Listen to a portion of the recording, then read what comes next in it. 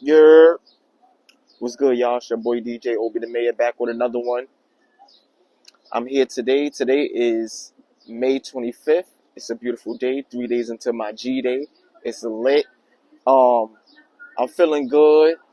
The vibes is good. Today is the band festival. I hope everybody's doing well. I hope y'all doing well. I'm doing well, so we doing well. Um, yeah, the band festival is going on right over there. So when I finish this episode, I'm going straight over there to mix and mingle, see who I see, get me some African merch. I already got me my chicken wings and French fries. You know I gotta get something to eat from the festival every year. I got my little iced tea. We out here chilling. I got my son Don out here. He chilling. He mixing and moving. That's him in the back. So, anyways, today I will be talking about. The other day I was racially profiled, bro, by somebody from my own ethnicity. A black guy jumped on me for being a black guy. Ain't that crazy? Ain't that crazy? So I wasn't going to talk about this, but I need to talk about this because it's been on my heart and my mind. I'm telling y'all, it's so many ways I wanted to take the situation, but I chose to take it the right way. So I'm saying this because there's so many times, like my mother used to say, the devil be working. And like, I agree. The devil be working. Like, when you're trying to do right, here comes a weirdo trying to make you fuck up. So basically, I was having a great day at work. I used to work two jobs. I recently stopped working the other job. Um, it was too much for me, too much going on in the place. Everybody just was kind of just like elevated and heightened from the year, and nobody knows how to communicate and say that I'm stretched out thin. You know what I'm saying? It's nothing wrong with being transparent and saying, yo, I'm having a hard time right now. I'm ready to go. Because if everybody would just say that, then we could work around we could get things together, tightened up. So, I got out of work at 2:20. I went to the park. My boy Rails was like, yo, bro, I'm in the neighborhood. What's the vibes for the day? So I'm like, all right, we out. He pulled up on me. I was in Dean Park. He was Flea. I was Flea. By the way, my shirts. Obi, call me back. Stop playing. They gonna come out soon. I'm the only one with them right now. You feel me? So yeah, back to the story. We in the park, we chilling, having a good time, chopping it up, men being men. The dudes over there is playing dominoes. The dudes over there is playing ball. We having a good time. So Rels is like, yo, come with me to Chick-fil-A. Then he like, come with me to Insomnia Cookies. Then we decided to leave. I was gonna go meet up with Donnie, and Rels was gonna leave to go meet up with Shorty. So we chilling. We leave the park. As we leave in the park, I run into my son Ash. So Ash is in the cut, doing his thing, chilling, being Ash. We chop it up with Ash for a little bit, and then I see across the street, I see one of my students from my second job staring at me, coming across the street with his mom's. So now I never really told them that I was leaving. It was a situation of, you know, paperwork situations. I was on suspension. They gave me until the 23rd to bring in the paperwork. Quite honestly, I was already through with the job, so I didn't bring in the paperwork. Love the company or whatever like that, but what's for me is for me. I'm only one person. I got one brain, and if I'm feeling overstimulated, it's click. I'm only worried about me. So that's how I went. Anyways, he's coming across the street.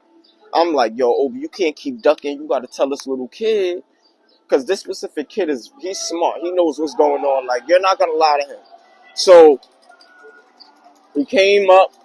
I tell him, like, yo, this and that. But he's with his mom. So, me and his mom is really talking for a large duration of the time. I'm just going back and forth so that he don't feel left out.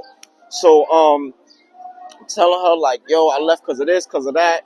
And then she's like, yo, Mr. Obi, don't even worry about it. You're a good dude. Like, you're going to go far in life, so and so and so. Giving me gems, giving me love, motivation, and helping me take that weight off my shoulders and me feeling like I should go back or whatever like that. So, I'm chilling or whatever. I say, all right, I'm going to see y'all later or whatever. Yada, yada, yada. So, I'm around the corner from my crib at Dean Park. I go I'm on the right side of the street. Of the block. I make a right around the corner. As I turn that corner, I see another student. So this specific student, we play a game where he'll snatch my hat off and run, and I gotta catch him. Now, some people may take that as disrespect, but we men, and I remember being in junior high school and hitting my teacher bald head. That was disrespectful, but he he showed us like, yo, it's a time and place for everything. Don't OD, but we can play like this and we play. That's how men and boys play. Yada, yada, yada. So he sees me. He's in front of me. I just turned the corner. So I'm walking towards him. He's walking towards me. He goes, Mommy. Yada. So he's running towards me. So I run towards him to hit him with a ew, ew. So I hear his mother say, go get him. So-and-so, I'm not going to say his name. She like, go get him. So if she's saying go get him, that means she agrees with, she knows that I know him. She knows we have a relationship. So I'm running. Boom. He running behind me. So it's a school across the street from my house that all of the fifth grade, it's a middle school. All of the fifth graders that I work with now, they're going to that school. So I turn, some random guy runs up and like tackles me. So I'm thinking, like, I ain't process it because I'm thinking it's another kid. Remember, like I told you, I keep seeing kids. So at this point, I'm like, this gotta be a kid. I don't play fight. I don't be in the streets wilding. Nobody play fights with me. I know everybody, so nobody jumps up on me and tries. That's not. I don't got no beef, none of that. So I'm like, what the? So I look and I see that it's a grown man. So I threw him off of me. I'm like, yo, what up? Like, yo, do I know you? Like, what's wrong with you or whatever? I'm like, yo, why would you grab me or whatever? So this dickhead says, I grabbed you because I heard a kid screaming. So in my head, I'm like, what? The kid wasn't even screaming. The mom's is right there, but the kid is a little Caucasian kid. So I'm what the? So my mind is boggled because I'm like 10 seconds later while we're arguing, his wife and his son come out. So you mean to tell me you ran and jumped on a random black guy that you don't know? You're not the police. You ain't show me no badge. You ain't show me a security license. The kid is not in danger. And you jump on a random black man because a kid is screaming. And your kid is inside. Your kid is not in danger. So now you could have grabbed me and I could have did something and it could have hurt you and your family. But that's not the type of guy that I am. I wouldn't even want to hurt a kid. Because clearly I don't want to hurt the kids because I'm looking at this kid like, yo, let me not wild out. Let me not tweet because this kid is right here. So I'm blacking on him. My nephew right there. He ready to gear up and turn up. But we still trying to chill. We not screaming. We not saying no SMD, no yada, yada, yada. We not calling nobody out their name. I'm on focus on the guy. Like, why would you grab me, son? Stop playing with me. What's wrong with you? Like, do you not know where you at?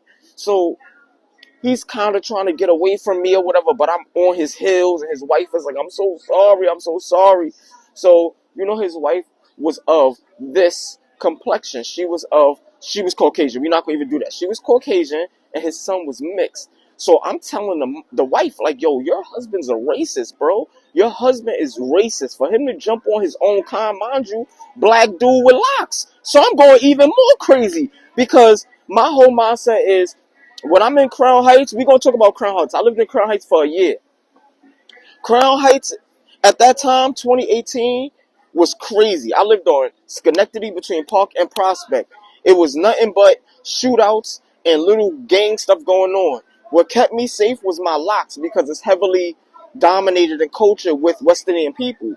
So when I used to go to the store, I'm not Jamaican, I'm not West Indian, I'm not none of that. The West Indians will always salute me. Yo, Drab, what up? Yo, Rasta, what up? Yo, yada, yada, yada, because they come together. When they see you got these, even my people from Africa, they see your locks, they coming together. Yada, yada, yada. So I couldn't understand how this black man with locks would jump on another black man. Because when I see my black men, whether you got a haircut, whether you got an afro, bald head, whatever, locks, I salute you. Don't let you have a kid on you. Don't let you have a newborn baby. I'm running up to you like, yo, bro, congratulations. Keep doing your thing. I'm proud of you. You're going to be a great father. That's the type of dude that I am. The dudes, the black men that just graduated, that was at the Barclays, I spoke to every single one of them. That's because you're my people, especially with us knowing our history and know how hard it was for us to go to school and for us to even walk around in our neighborhood and own something, and we got the nerve to attack our own black people. That's crazy to me. You know what I'm saying? When I see the older black women crossing the street, they got bags, I go and help them. I go and make sure they good.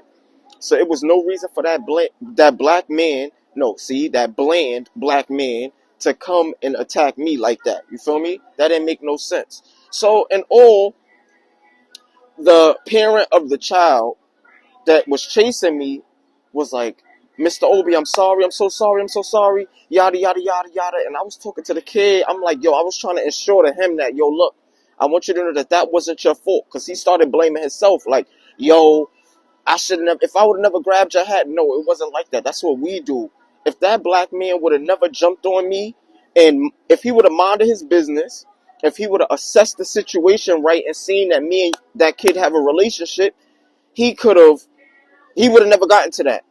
So there's a lot of things that I want to say. There's a lot of ways that I could have took it. Like, I'm from Bed-Stuy, Brooklyn. I was supposed to do some extra stuff. I was supposed to make a highlight that day, but then I started to think about it. The police station is right there.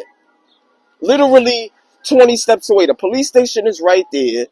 My crib is across the street. I'm like, and when I'm looking around, all my students is coming out from the orientation. I'm like, nah, this is not how they supposed to see me. I'm worried about my integrity. Not that the next man, I hope you're having integrity. But I'm worried about mine. You know what I'm saying? I'm worried about making sure that I get back home. I'm making sure that I'm home for my moms. I'm alive another day. So I had to kind of, at a certain point, I feel like I took an L. I feel like I should have swung on him. I feel like I should have wowed out. But then I think about it and I'm like, when I got to work the next day, some of the kids didn't even really remember. Like, they didn't even know what was going on. But I believe if I would have tweaked out and I would have pulled out a knife or I would have did something stupid and punched them, that could have caused a lot of trauma on them kids. So that man, you know what I'm saying? I don't forget a face, I don't forget a name. And I hope that by the time I see you again, that I'm not angry. Because I would like to talk to you and tell you, yo, son, that was a foolish move of you. You got a son out here. So if your son, if you moving like that and you're training your son is going to do that, lose his life out here. Don't be training him to just do stupidity and just jump out the bag and do some crash out shit. Teach him to always assess the situation. Should you be doing this or should you not do it? Does this benefit you or does this not benefit you? If it doesn't benefit you, don't do it. That didn't benefit you. You know what I'm saying? It could have caused a lot on your part. First off, I was with my nephew. Second of all, I'm across the street and all the homies from the block is looking. It could have got really nasty, but they heard the words that I was saying. They heard I wasn't a victim. You know what I'm saying? I wasn't hurt. It was just a matter of what the hell is going on right now. You know what I'm saying? So I want y'all to really be safe in these streets. I want y'all to watch and keep your head up and make sure that your anger level does not go past a certain level, because 8 seconds of you tweaking out can land you in jail. And I'm glad that I'm actually here to speak on this and not be in jail writing letters saying like, yo, you know what I'm saying, please go to the judge and tell him that I'm a good man. No, I can speak to y'all and tell him, yo, I did not bug out. And I know that man is having nightmares about this. You know what I'm saying? Because at the end of the day, his kid got to come right back to that same spot that he made a foolish decision at. You know what I'm saying? The same way I got to look every day and be like, yo, is the same way I know, homie, we not stupid. Listen, I don't care what's going on. We're human. And you can't be that heartless. You know you did something wrong. You're grown. And you may get it back in another way. Because you being a black man, you're going to go to your job and they're going to shit on you. They're going to fire you. They're going to want to kick you out your crib. All this type of stuff. You think it's a game. And I'm looking at it and I'm thinking of the situation. I'm like, yo, we got all these people running and jogging through the streets. Would you attack them? They're not doing nothing wrong. They're just jogging through the streets trying to get their body ready for the summer. Would you go and jump on one of those black men? And I know he wasn't going to jump on one of those homeless black men. So, yes, I do look young. He probably thought I was a teenager and he could violate. But I really, I'm thankful that I did not bug out because I know how I wanted to take it, and I know how fast I could have took it because I was definitely ready. I was definitely on 10, and I was definitely. He's lucky that I'm at the age that I'm at, and I'm mature, and I want to have kids, and I have a bright future. I'm a DJ. I work in a school. You know what I'm saying? I got a lot of stuff going on for me. Like, I'm a humanitarian at the end of the day. I'm an influencer nowadays. You know what I'm saying? I'm having fun with my life, and I'm not going to stoop low for a dickhead that has nothing going on for himself. He already sold his soul anyway. I could tell. For him doing that exact same thing, he's an Uncle Tom. He's a racist, and it's clip for him. But anyways, I just had to let that go. Thank y'all for letting me vent. Thank y'all for listening to me. I want y'all to carry yourself with excellence, with elegance. Don't be out here crashing out for nobody. You got something to live for. You're good. You're beautiful. You're talented. Just keep your foot on their necks. You know what I'm saying? Go out here and do something so that it doesn't plague your mind and go and get back on somebody and seek revenge. Instead, let them get it on their own. You know what I'm saying? So shout outs to y'all. Make sure y'all like, comment, subscribe, share. Thank y'all for just watching and supporting me. I see all the love. I hear all the love. I be in the park and random kids and teenagers and grown men and all types of people just be like, yo, I seen your channel, DJ Obi, yada, yada, yada. Yes, I will be dropping more mixes and everything, but I already dropped 50 mixes for y'all. Let me show y'all that I have more than one talent. You know what I'm saying?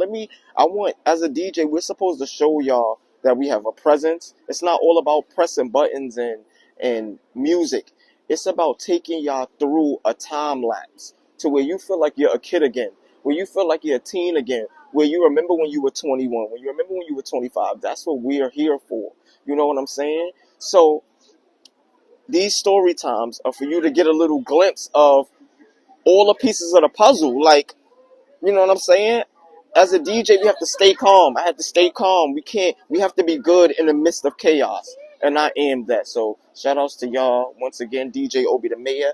I'm out of here. Peace.